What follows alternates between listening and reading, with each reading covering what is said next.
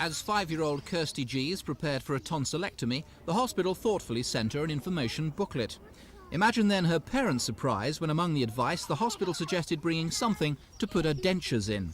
Her mother's suspicions were rightly aroused. Kirsty's stay was to be in an adult ward. I just couldn't believe it. I mean, I had assumed, just made the assumption that she would be going into a children's ward. So telephoned the hospital and they said, yes, this is policy for short stays.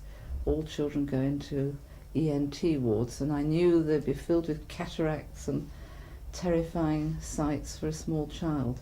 After a battle, Kirsty was placed in the children's ward, but according to this Which report, others are not so lucky.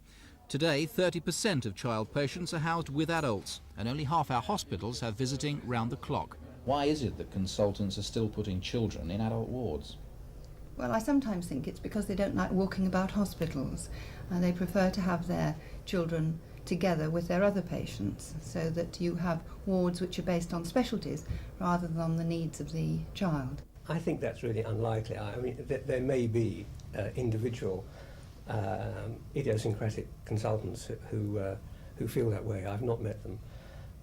But it is the case that some children are placed on adult wards, and as I said before, this is a prospect which I find very distressing.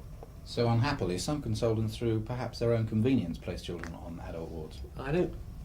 It would not be for me to say what their motives are, but it does happen. Dr. Herman says also that at the Central Middlesex, where Kirsty was treated, it's often a question of poor resources. In 1959, the government recommended that children shouldn't be placed in adult wards and parental access should be unrestricted. A quarter of a century later, says the report, some hospitals are a long way from recognising their special medical needs.